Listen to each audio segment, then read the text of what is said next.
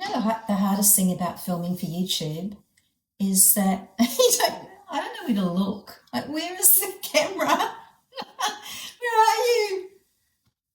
I'm filming on my iPad at the moment, and I reckon the camera lens could be there, it could be there, it could be there. I'm guessing it's there. Far out. I'm pretty sure I should be looking there. There, maybe. There. Let me just turn this off and check. Okay, I swear I'm going to get through this YouTube video. It sounds like my partner's just got home from the markets. He sells vegetable seedlings at the local markets in the weekend. We're very different, my partner and I. I'm the geek.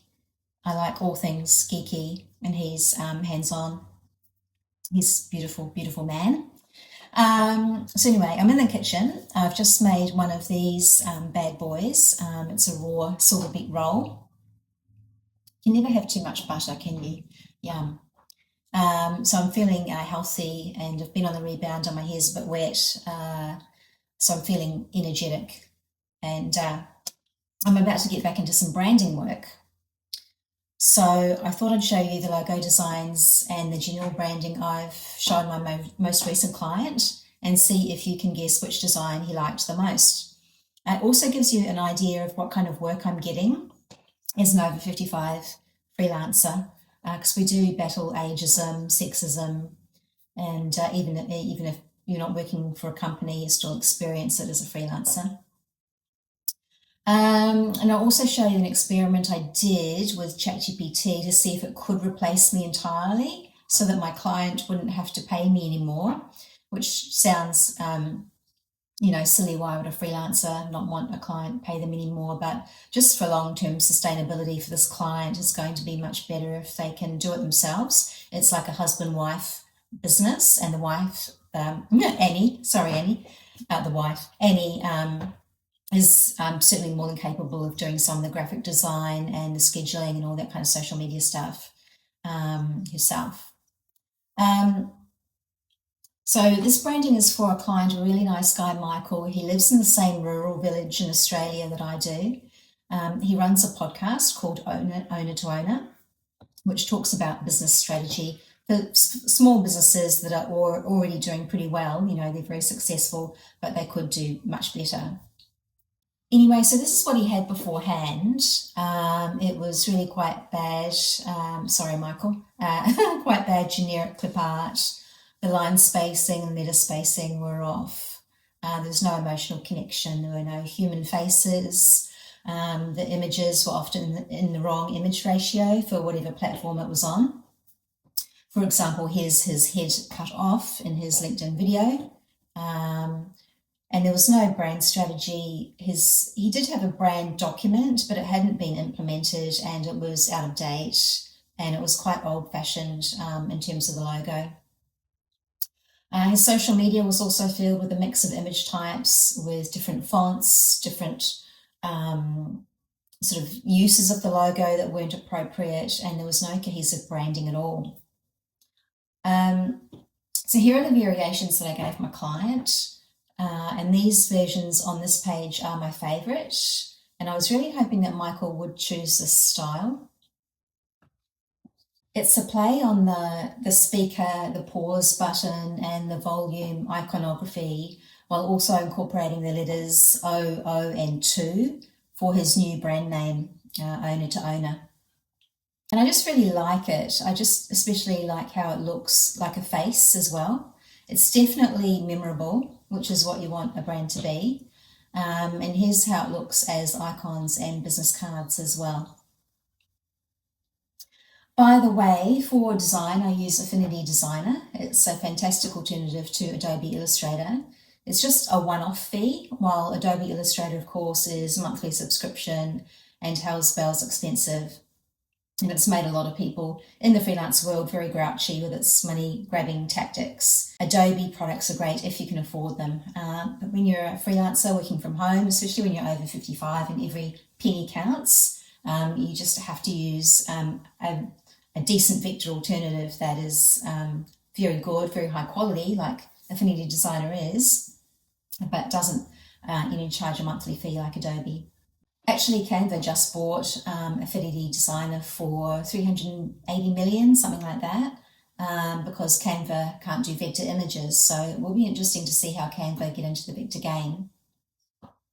And I also tried the number 2 instead of the word to, and this could work in orange, but it didn't work here in the lighter blue.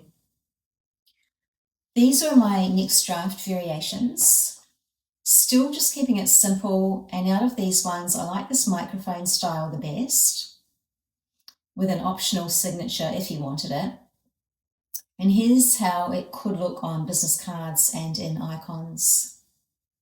Like the first style, I decided to keep the colours totally flat with no gradients or shadowing. I also showed him how an image post might look on LinkedIn and in general social media.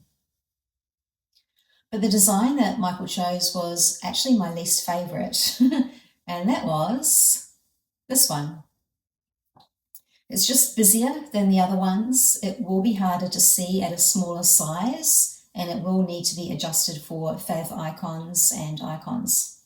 So that was definitely, yeah, it's funny how that happens sometimes with clients. They'll just choose the one you're quite surprised by the choice. And it happens often. They very rarely choose the one that you really like. I guess the really professional designers, that's probably why they only give their clients just one design to choose from. However, I totally get his decision, and that was preferred because there were 2 microphones facing each other, which represented the words owner to owner. So yeah, I get why he did like that one better. So I went on to create all the podcast covers using this branding, totally changed the look and feel, and the final episode branding will look like this. So now, instead of having wildly different images, everything's got a brand cohesion, and each cover features a title. It has the podcast guest and Michael with his brand logo. And as you can see here, there are still a number of variations that could be done with this style. And I've kept this as a fairly loose brand logo that can be played around with to an extent depending on where it's used. I personally feel that logos are important but less so these days. It's much more important to get your brand as a cohesive strategy, and the logo, the client's eventually going to fall into a logo that they can identify with and that they like, and then you can start to solidify it after that.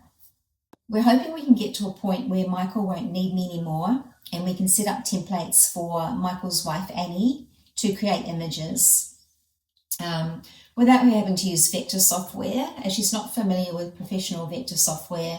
Like a lot of clients, they have dabbled in Canva. They're not really sure what vector software is.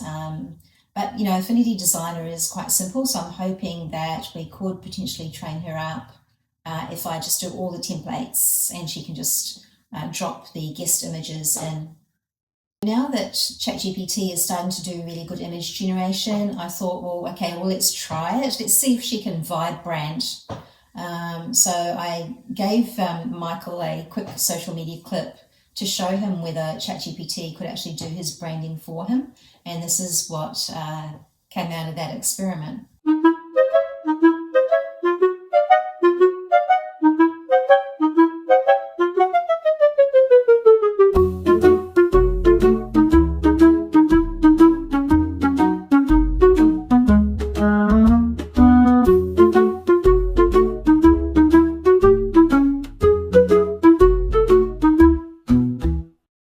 As you can see, ChatGPT still can't do line heights well, as it needs a few line height points in this example. And it also regenerated Michael again, which I totally wasn't expecting. I actually thought it would infill, but it didn't. So Michael looks wildly different and nothing like he actually looks in real life. So I've just come back to wrap this up. My hair's a little bit drier now. So that's the sort of work I'm getting at the moment, and how I've approached this particular branding client. I really hope I get better at doing these YouTube videos because it is so weird. I'm very, very comfortable with code and learning new things. dealing with AI, all sorts of stuff. I really do geek out on a lot of different technical subjects, but filming YouTube videos doesn't appear to be one of them, to my surprise. I thought I was going to ace this. I'm not. I'm clearly not acing it.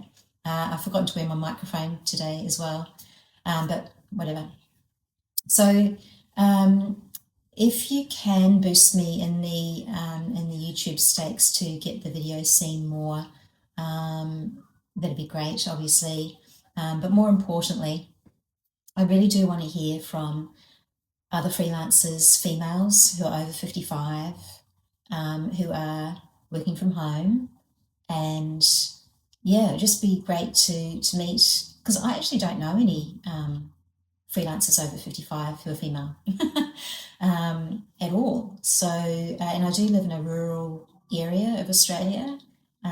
We have kangaroos in the next paddock, so it's we're at Wop Wop, and it's quite a, I mean, it's a village. It's got maybe about 1,300 people here, so it's not my tribe's not here, right? I don't have my tribe here, so I guess I'm looking for my tribe on YouTube. And if you are in the kind of same demographic as me, definitely drop me a comment. I'd love to hear from you. Okay, that's it from me, and I'll do another YouTube video soon. Okay, bye.